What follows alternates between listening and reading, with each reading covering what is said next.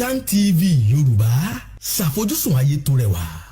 Fún mi ní Bíbélì ìràwọ̀ ayọ̀ láti máa yọ̀ wá fẹ́ni tí jíǹgbé, kò sí ìjì tí ó lè bòdì dán rẹ̀.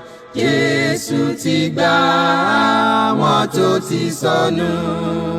Fún mi Bíbélì ìròyìn mímọ́ dídán, mọ́lẹ̀ rẹ̀ yóò tọ́ mi lọ́nà tòrò. Ẹ̀kọ́ ìlérí òfin ìfẹ́ papọ̀, kóru tó kọjá sọ́jà ìnípẹ̀kun. A kí yín káàbọ̀ sí ètò yín, ètò wa Jẹ́ kí Bíbélì sọ̀rọ̀. Ètò tí ìjọ Kristi l'Oǹdó àti ìjọ Kristi níbi gbogbo tí wọ́n ń ṣe olùgbọ̀wọ́ rẹ̀. Orúkọ tèmi ò yí padà, Fáṣọ̀nù Victor, Àjíǹrere Kristi. Kí a tó tẹ̀síwájú nínú ètò ìdánilẹ́kọ̀ọ́ ta ní fún wa lónìí, ẹ jẹ́ kí a tẹríba fún àdúrà.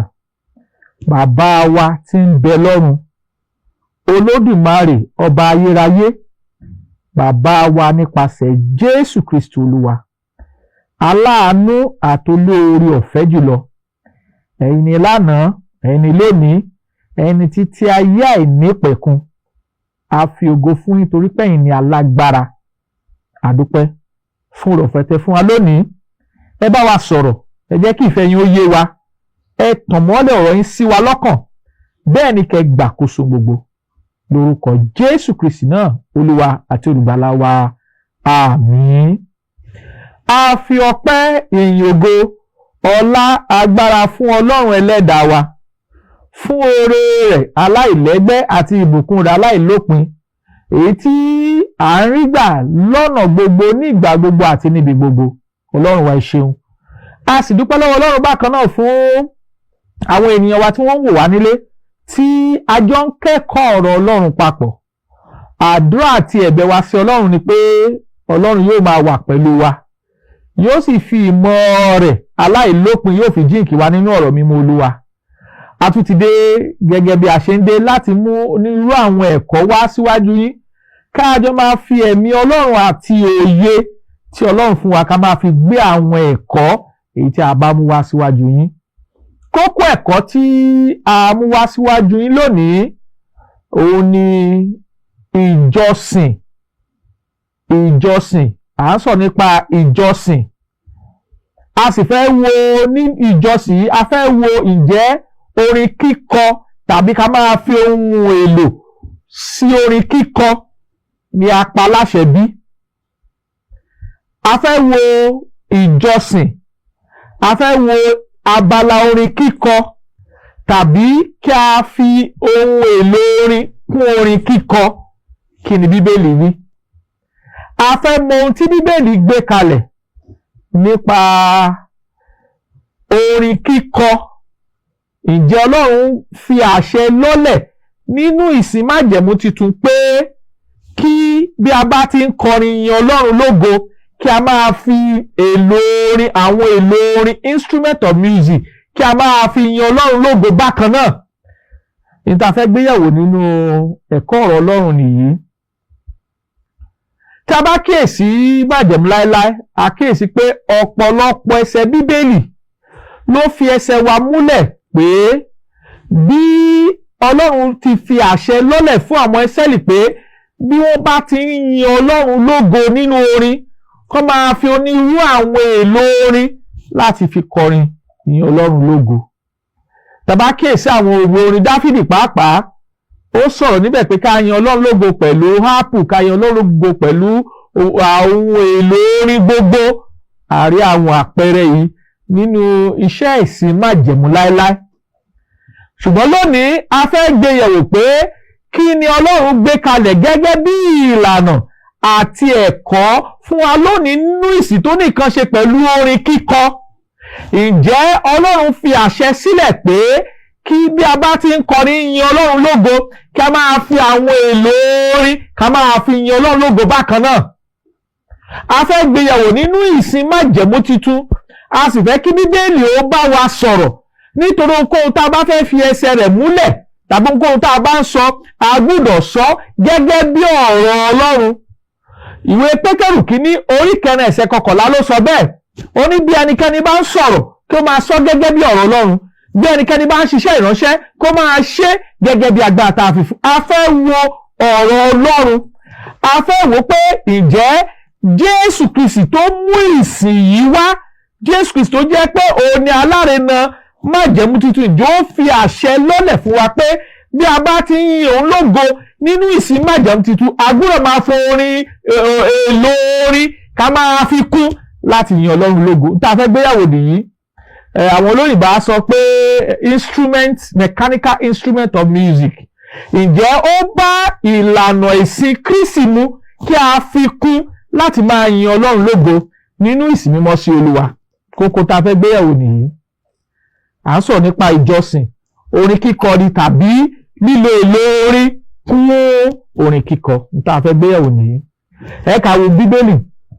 A rí pé ìyàlẹ́nu ló jẹ́ fún onírú àwọn ènìyàn bí a bá ń sọ̀rọ̀ tàbí tá a bá fẹ́ gbé àgbékalẹ̀ ẹ̀kọ́ Kristi kalẹ̀ pé a ò rí àpẹẹrẹ kan tàbí ohun kan tó fi ẹsẹ̀ wa múlẹ̀ pé nínú iṣẹ́ ìsìn májẹ̀mú titun bí àwọn Kírísítẹ́nì àkọ́kọ́ bí wọ́n ti ń kọrin yin Ọlọ́run lógo, wọ́n fi ohun èlò orin wọ́n fi kún ìsìn náà láti yin Ọlọ́run lógo. A ò rí àpẹẹrẹ kan nínú ìsìn májẹ̀mú titun. Tí a bá sì nígbàgbé, tá a bá ń sọ̀rọ̀ nípa ìlànà ìjọsìn, a rí kà nínú ọ̀rọ̀ Ọlọ́run ní Ìṣe Àpọ́sítélì orí 2 nígbà tá a kíyèsí ẹsẹ̀ 42 Bíbélì ní ó ní wọ́n sì dúró ṣinṣin nínú ẹ̀kọ́ àwọn àpọ́sítélì àkọ́kọ́, ìdàpọ̀, bíbu àkàrà àti nínú àdúrà. Ohun mẹ́rin láti dárúkọ ní Ìṣe Àpọ́sítélì orí 2 ẹsẹ̀ 42. Nígbà tá a wá kíyèsí ẹsẹ̀ tí ó kẹ́yìn, a sọ fún wa pé wọ́n yin Ọlọ́run, wọ́n sì ní ojú rere lọ́dọ̀ ènìyàn gbogbo. Olúwa sì yàn kún ìjọ lójoojúmọ́ àwọn ẹni tí a ń gbàlà. A ti rí kà níbẹ̀ ní ẹsẹ̀ tó kẹ́yìn ní Ìṣe Àpọ́sítélì orí 2 pé wọ́n yin Ọlọ́run lógo. Ìbéèrè pé báwo ni àwọn ìjọ àkọ́kọ́ báwo ni wọ́n ṣe ń yin Ọlọ́run lógo? Ǹjẹ́ wọ́n yin Ọlọ́run lógo pẹ̀lú orin kíkọ nìkan tàbí wọ́n fi èlò orin instrument of music wọ́n fi kún yíyin Ọlọ́run lógo pẹ̀lú orin kíkọ bí? Àwọn tá a fẹ́ gbéyàwó nínú ẹsẹ̀ ọ̀rọ̀ Ọlọ́run nìyí. A dẹ̀ ti kọ́kọ́ fi ẹsẹ̀ wa múlẹ̀ pé ní ìgbà tá a kíyèsí májẹ̀mú ti Kristi tí Kristi fi lọ́lẹ̀ pẹ̀lú ẹ̀jẹ̀ rẹ̀, a ò rí àpẹẹrẹ kan nínú ìlànà ìsìn májẹ̀mú titun pé àwọn Kírísítẹ́nì àkọ́kọ́ wọ́n fi ohun èlò orin kún orin kíkọ láti yin Ọlọ́run lógo. Ẹ ká wá wo tí Bíbélì sọ. Gbogbo ẹsẹ̀ Bíbélì nínú májẹ̀mú titun tó nìkan ṣe pẹ̀lú ìsìn sí Ọlọ́run nínú orin ní tá a lò nínú ìjọ. Àwọn èdè tá a ń lò nìyí, àní wọ́n ń kọrin. A sọ fún wa pé wọ́n fi èso ètè wọn kọrin, wọ́n sì ń kọrin dídùn ní ọkàn wọn sí Olúwa. Gbogbo àwọn èdè ọ̀rọ̀ tá a lò nìyí fún bí ìjọ májẹ̀mú titun bí wọ́n ti kọrin yin Ọlọ́run lógo nínú iṣẹ́ ìsìn wọn nínú májẹ̀mú titun. Ẹ ká máa wò wọ́n ní ẹyọ kọ̀ọ̀kan. Àkọ́kọ́, ní ìgbà tí Jésù Kristi Olúwa wa, ní ìgbà tó fi ètò ìbùkà tó fi lọ́lẹ̀, kí ni ó ṣẹlẹ̀ níbí yìí? Ẹ ká wo ìwé Mátíù orí 26, Mátíù 26. Ká wò láti ẹsẹ̀ 30, ká wo tí Bíbélì sọ. Ẹ wo Mátíù 26 verse 30. Ní ìgbà tí wọ́n sì kọ orin kan, wọ́n jáde lọ lórí òkè Ólífì, ibi ohun ọ̀rọ̀ àkọ́kọ́. Níbi yìí ń tàrí ni pé wọ́n kọ orin kan. Níbi ìyá ò sọ fún wa pé wọ́n fi èlò orin kún ohun tí wọ́n fi ń kọrin, ṣùgbọ́n a sọ pé wọ́n kọ orin kan. ní tí Bíbélì sọ nìyí, ó ní wọ́n sì kọ orin kan, wọ́n sì jáde lọ sórí òkè Olífì. níbí yìí láìpẹ́ Jésù Kristi Olúwa wa ní ìgbà tí ó ti fi lọ́lẹ̀ tó ti sọ fáwọn àpọ́sítélì pé kó máa ṣe ètò ìbùkàrà ní ìrántí òun, nígbà tí wọ́n ṣe ètò yìí tán tó fi lọ́lẹ̀ tán, la sọ wá pé òun àtàwọn ọmọlẹ́yìn rẹ̀ wọ́n kọ orin kan. nígbà tí wọ́n kọrin náà tán, wọ́n sì lọ sórí òkè Olífì. ibi àkọ́kọ́ tá a kọ́kọ́ rí ọ̀rọ̀ tó ní nǹkan ṣe pẹ̀lú orin kíkọ nìyí nínú iṣẹ́ ìsìn èyí tí Jésù Kristi Olúwa wa èyí tí ó gbé kalẹ̀. ohun tá à ń gbé aláṣọ ni pé nínú ìjọ májẹ̀mú titun, ǹjẹ́ Jésù Kristi tàbí àwọn àpọ́sítélì, ǹjẹ́ wọ́n fi àṣẹ lọ́lẹ̀ pé kí àwọn kírísítẹ́nì kan máa fi èlò orin, instrument of music, kan máa fi kún orin kíkọ wọn nínú iṣẹ́ ìsìn wọn sí Ọlọ́run? a fẹ́ wo Bíbélì. ohun kejì Ọlọ́run fẹ́ ká túmọ̀ ni pé májẹ̀mú láéláé àti májẹ̀mú tuntun wọn ò ń ṣe kankan náà. májẹ̀mú láéláé ó yàtọ̀ sí májẹ̀mú tuntun. májẹ̀mú tuntun Jésù Kristi fi ẹ̀jẹ̀ ara rẹ̀ ló fi lọ́lẹ̀. májẹ̀mú láéláé òun ni májẹ̀mú tọ́lọ́run bá Ísírẹ́lì dá. èyí tá rí àpẹẹrẹ nínú ìwé Deuteronomy orí 5 láti ẹsẹ̀ 1 sí ẹsẹ̀ 5 sí 6 àrí níbẹ̀ bẹ́ẹ̀. ṣùgbọ́n májẹ̀mú tuntun ó yàtọ̀ sí májẹ̀mú láéláé. àlàyé gbọ́dọ̀ yé wa dáadáa, sọ ẹ́ ká máa bá ẹ̀kọ́ wa lọ. a fẹ́ wò ó pé nínú ìjọ májẹ̀mú tuntun, àwọn ẹsẹ̀ Bíbélì mélòó ló gbé àgbékalẹ̀ pé bí àwọn kírísítẹ́nì àkọ́kọ́ ti ń kóra papọ̀ láti yin Ọlọ́run lógo, báwo ni wọ́n ṣe ń yin Ọlọ́run lógo? ṣé wọ́n ń fi orin ìyìn nìkan, tàbí wọ́n ń lo èlò orin kún orin ìyìn wọn láti yin Ọlọ́run lógo? tá a fẹ́ wádìí nínú ọ̀rọ̀ Ọlọ́run nìyí. a sì fẹ́ kẹ́ máa bá wa lọ nínú kíkẹ́kọ̀ọ́ ọ̀rọ̀ mímọ́ Olúwa. ìwé Kólósè orí 3 ẹ ká wo ẹsẹ̀ 16. Kólósè orí 3 nígbà tá a kíyèsí ẹsẹ̀ 16, kí ni Bíbélì kí ni ó kọ́ wa? because a gbọ́dọ̀ sọ̀rọ̀ níbi tí Bíbélì bá ti sọ̀rọ̀ kí a sì dákẹ́ níbi tí Bíbélì bá ti dákẹ́.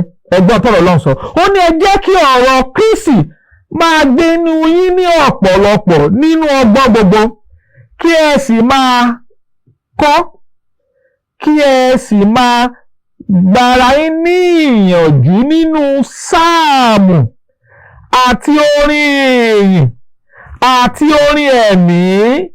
ẹ máa fi orin ọ̀fẹ́ kọrin ní ọkàn yín sí Olúwa. a ti rí èdè tí a lò níbí yìí. ẹ wo ìwé Kólósè orí 3 ẹsẹ̀ 16, ó sọ̀rọ̀ nípa bí ìjọ Kólósè ni wọ́n ṣe máa fi ìyìn wọn hàn sí Ọlọ́run. a sì ní bí ìjọ ìbá fẹ́ fi ìyìn wọn hàn sí Ọlọ́run, kí wọ́n máa ṣe nídìí pé ọ̀rọ̀ Kristi ni yóò máa gbénu wọn gidigidi nínú ọgbọ́n gbogbo, kí wọ́n sì máa kọ́kọ́ máa gbára wọn ní ìyànjú nínú orin sáàmù, orin ìyìn àti orin ẹ̀mí.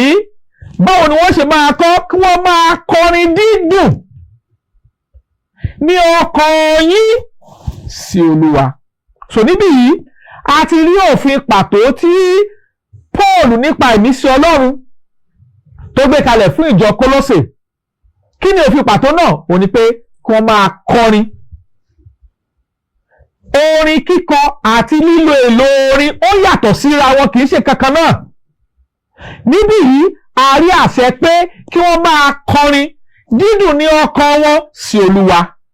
a ò rí kà pé kí wọ́n fi èlò orin àwọn ohun èlò orin kún orin kíkọ wọn láti máa yin Ọlọ́run lógo. òfin pàtó, specific command, kó máa kọrin, sing or singing, àti rí níbí. so ẹsẹ̀ Bíbélì fi ẹsẹ̀ wa múlẹ̀ pé ìjọ tó wà ní Kólósè kó máa kọrin dídùn ní ọkàn wọn sí Olúwa. àti rí àkọ́kọ́ nìyí. so a ti sọ fún ìjọ tó wà ní Kólósè pé kó máa kọrin dídùn ní ọkàn wọn sí Olúwa. a ò sì rí àpẹẹrẹ pé kí ìjọ yìí kí wọ́n máa lo èlò orin kún orin kíkọ wọn sí Ọlọ́run. A ò rí àpẹẹrẹ bẹ́ẹ̀. A sọ ṣáájú pé a ò rí àpẹẹrẹ bẹ́ẹ̀ nínú ìsìn májẹ̀mú titun. A sọ bẹ́ẹ̀. Ẹ ká tẹ̀síwájú ká tún gbọ́ ohun tí ìwé Éfésù orí 5 ká wò ó láti ẹsẹ̀ 19 Ephesians 5:19 ká gbọ́ ohun tó wí. Ẹ̀gbọ́n tí ìwé Éfésù orí 5 ká wo ẹsẹ̀ 19. Ẹ̀gbọ́n ó ní ẹ máa bára yín sọ̀rọ̀ nínú sáàmù àti orin ìyìn àti orin ẹ̀mí. Ẹ máa kọrin kí ẹ sì máa kọrin dídùn ní ọkàn yín sí Olúwa. Specific, òfin pàtó, kọrin, singing. Ìtaari nínú ìwé Kólósè orí 3 ẹsẹ̀ 16 nìyí àti ìwé Éfésù orí 5 ẹsẹ̀ 19. A ti fi ẹsẹ̀ wa múlẹ̀ pé ní gbogbo iṣẹ́ ìlànà ìsìn májẹ̀mú titun a rí àpẹẹrẹ kan tó ń fi ẹsẹ̀ wa múlẹ̀ pé ìjọ májẹ̀mú titun wọ́n ń lo èlò orin láti yìn Ọlọ́run lógo. A rí àpẹẹrẹ bẹ́ẹ̀ nínú ìjọ májẹ̀mú titun. Àpẹẹrẹ tá a rí ni pé a pa wọ́n láṣẹ pé kí wọ́n máa kọrin kí wọ́n sì máa kọrin dídùn ní ọkàn wọn sí Olúwa. Àti rí àpẹẹrẹ méjì èyí tí a rí pé a pa láṣẹ fún àwọn ìjọ nínú májẹ̀mú titun láti máa ṣe nínú iṣẹ́ ìsìn wọn sí Ọlọ́run ní ìgbà tó bá ní nǹkan ṣe pẹ̀lú yíyin Ọlọ́run lógo. Ẹ má ṣe jẹ́ ká gbàgbé ìwé Iṣẹ́ Àpọ́sítélì orí 2 ẹsẹ̀ tó kẹ́yìn. Ó ní wọ́n yin Ọlọ́run. Báwo ni wọ́n ṣe yin Ọlọ́run? Ó ní wọ́n máa kọrin dídùn. Ó ní ẹ máa kọrin kí ẹ sì máa kọrin dídùn ní ọkàn yín sí Olúwa. Bí wọ́n ti yin Ọlọ́run lógo nìyí. A rí àpẹẹrẹ pé wọ́n fi onírúurú àwọn èlò orin, oríṣiríṣi èlò orin wọ́n fi ń kún iṣẹ́ ìsìn wọn sí Ọlọ́run nínú ìsìn májẹ̀mú tuntun. A rí àpẹẹrẹ nínú májẹ̀mú lálẹ́ pé wọ́n ń lo onírúurú èlò orin láti yin Ọlọ́run lógo. Ṣùgbọ́n lábẹ́ ìlànà ìsìn májẹ̀mú tuntun, lábẹ́ ìlànà ìsìn ìjọ májẹ̀mú tuntun ń ṣe ìjọ ti Jésù Kristi, a rí àpẹẹrẹ bẹ́ẹ̀. A sì gbọ́dọ̀ dúró, a gbọ́dọ̀ sọ̀rọ̀ tí Bíbélì bá ti sọ̀rọ̀ kí a sì dákẹ́ ibi tí Bíbélì bá ti dákẹ́. A ti rí àpẹẹrẹ, a ti wo àpẹẹrẹ oríṣi 3. Mátíù orí 26 ẹsẹ̀ 30 èyí ti Kristi. A rí àṣẹ tá a pa fún ìjọ tó wà ní Kólósè, ìwé Kólósè orí 3 ẹsẹ̀ 16. A rẹ̀ tún ti rí àṣẹ tí a pa fún ìwé Éfésù, fún ìjọ tó wà ní Éfésù nínú ìwé Éfésù orí 5 ẹsẹ̀ 19. Ẹ ká tún tẹ̀síwájú. Ẹ ká wo Kọ́ríńtì kínní orí 14. Ká wò ó láti ẹsẹ̀ 15 ká gbọ́n tí ọ̀rọ̀ Ọlọ́run sọ. Kọ́ríńtì kínní orí 14 1 Corinthians 14 verse 15 ká gbọ́n tí Bíbélì sọ. Ǹjẹ́ kí ni?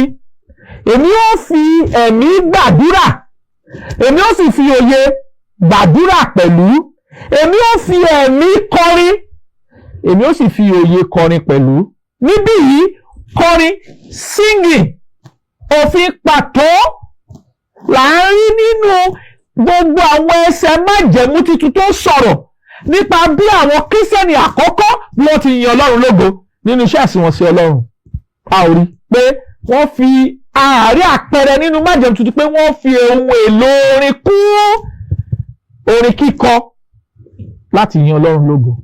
A sì gbọ́dọ̀ ṣe ohun tí Bíbélì gbé kalẹ̀ gẹ́gẹ́ bí àṣẹ, torí pé ìjọ májẹ̀mú tuntun òun ni àpẹẹrẹ fún wa lónìí gẹ́gẹ́ bí kírísítẹ́nì.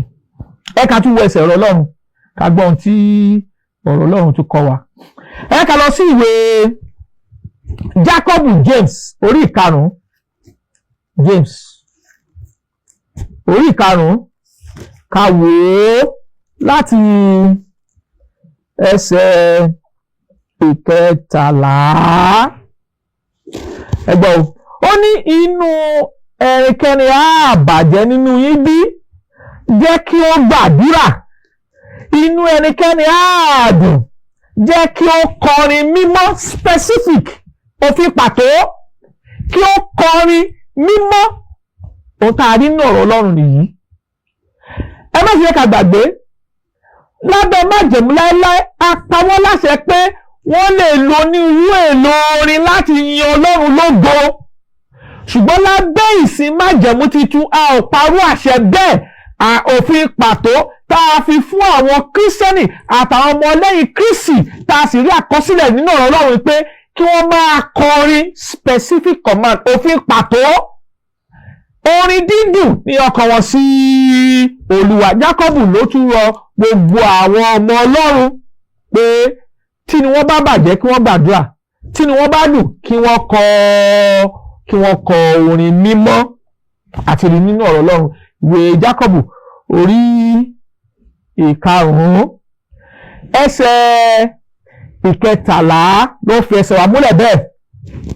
Ẹ ká tún lọ sí ìwé Hébérù orí 13 kí a kíyèsí ẹsẹ̀ 15. Hebrews chapter 13 verse 15. Ẹgbọ́n tọ́rọ̀ Ọlọ́run sọ. Ó ní ǹjẹ́ nípasẹ̀ rẹ̀ ẹ jẹ́ kí a máa rú ẹbọ ìyìn sí Ọlọ́run ní ìgbà gbogbo.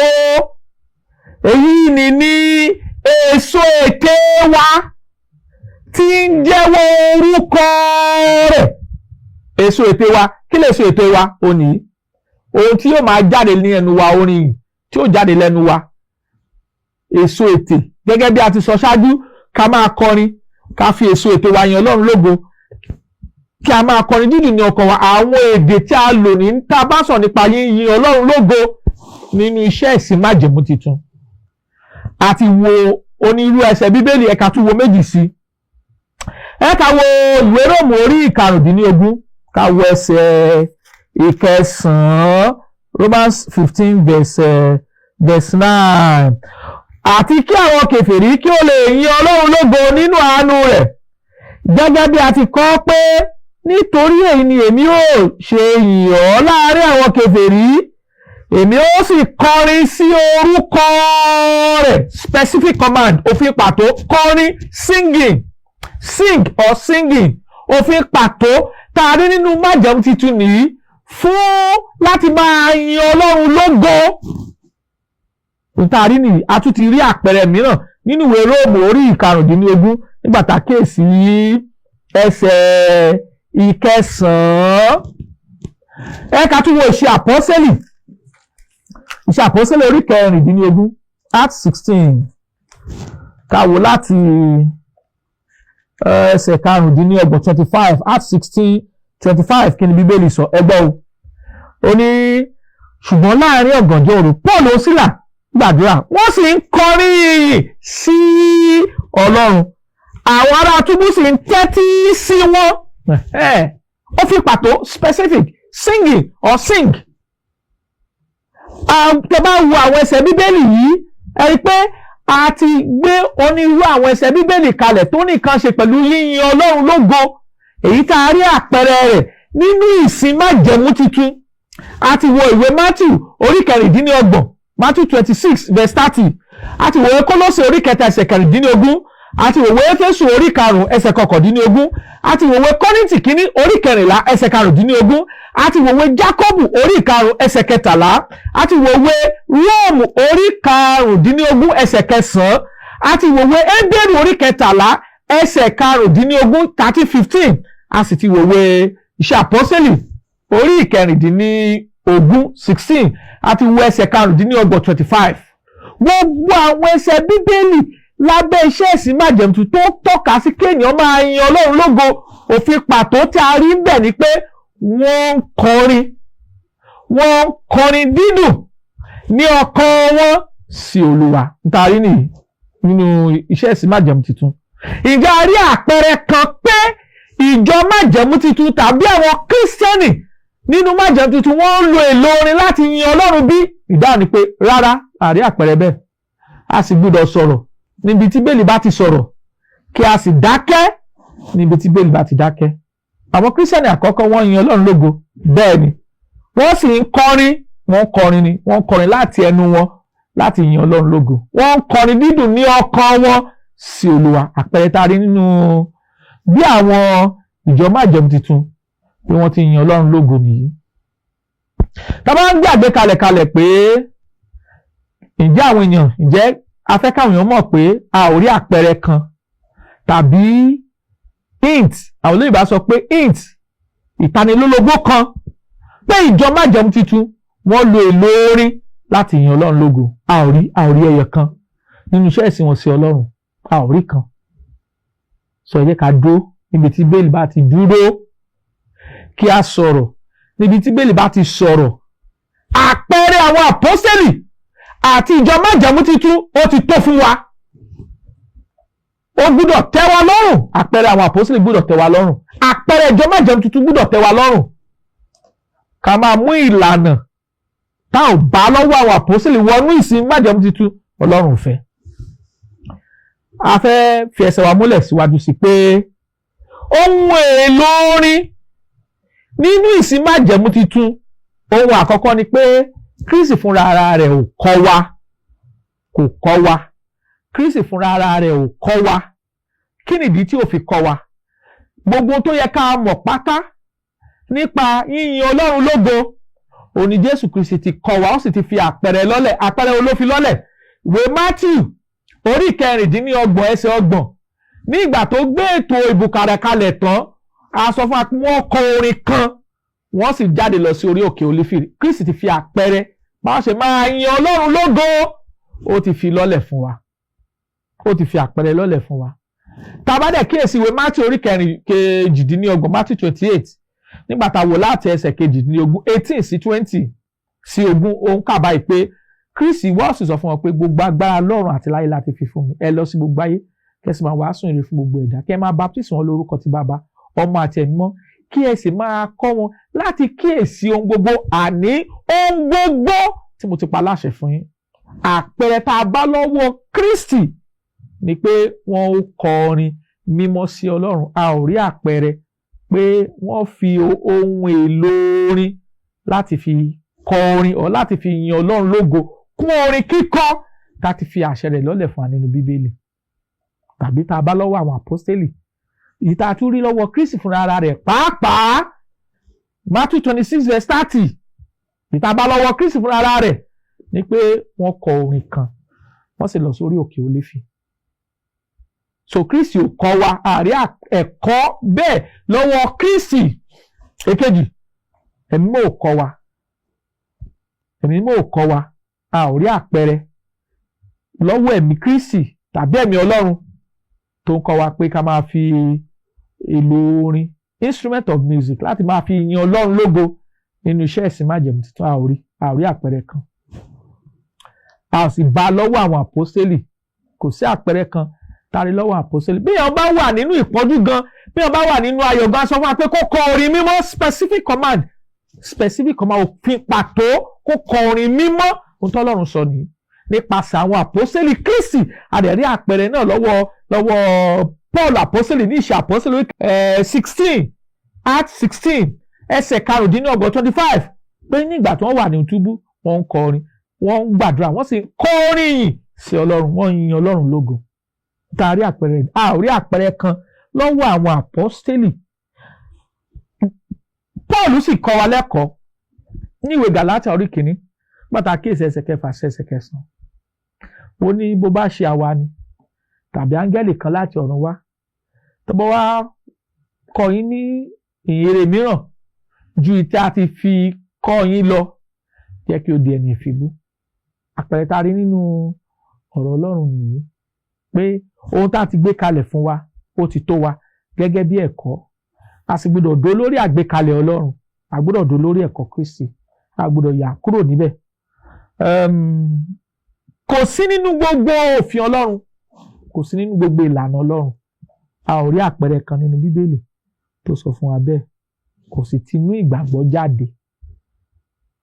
Ìwé Róòmù orí 10, pàtàkì ẹsẹ̀ 17, Bíbélì sọ fún wa pé ohunkóhun tí ó bá ó ní nípa gbígbọ́ ni ìgbàgbọ́ ti ń wá, àti nípa gbígbọ́ ọ̀rọ̀ Ọlọ́run. A ò rí àpẹẹrẹ kan nínú iṣẹ́ ìsìn májẹ̀mú tuntun pé àwọn Kírísítẹ́nì àkọ́kọ́ wọ́n fi ohun èlò orin láti yin Ọlọ́run lógo. Kò sí nínú òtítọ́ Kristi àti bẹ́ẹ̀ bẹ́ẹ̀ lọ. Ẹ̀kọ́ yìí ṣì ń tẹ̀síwájú sí ní ọ̀sẹ̀ tó ń bọ̀. A tún fẹ́ tẹ̀síwájú nínú ẹ̀kọ́ yìí tó yẹ pé a gbọ́dọ̀ wá ẹ̀sùn dé ìsàlẹ̀ kòkò, a gbọ́dọ̀ mọ̀ tí Bíbélì gbé kalẹ̀ nípa bí a ṣe lè yin Ọlọ́run lógo nínú májẹ̀mú tuntun, orin kíkọ ni tàbí lílo èlò orin láti fi yin Ọlọ́run lógo. Olúwa yóò ràn wá lọ́wọ́ lórúkọ Jésù. A dúpẹ́ fún oore ọ̀fẹ́ Ọlọ́run àti wà láàyè rẹ̀ lórí ayé wa. Ògo ni forúkọ Ọlọ́run títí láéláé. Ètò yìí tẹ̀síwájú sí pẹ̀lú oore ọ̀fẹ́ Ọlọ́run, a sì ń tẹ̀síwájú nínú ẹ̀kọ́ yìí. Olúwa wà pẹ̀lú wa, sì máa bùkún wa lórúkọ Jésù. Títà á tún fi re pàdé, kí ìbùkún àti wà láàyè Ọlọ́run kó máa bá wa gbé lórúkọ Jésù Kristi Olúwa wa, àmín. Tẹ́ bá ní ìbéèrè tàbí ẹ̀bẹ̀ fún àdúrà, àwọn nọ́mbà tẹ́ ó pè wá sí ní 08057444902 tàbí 08065717023. A tún tó nọ́mbà náà pè fún wa 08057444902 tàbí 08065717023. Kí àlàáfíà àti wà láàyè Ọlọ́run kí ó máa bá wa gbé títí láéláé lórúkọ Jésù Kristi náà, Olúwa àti Olùgbàlà wa, àmín.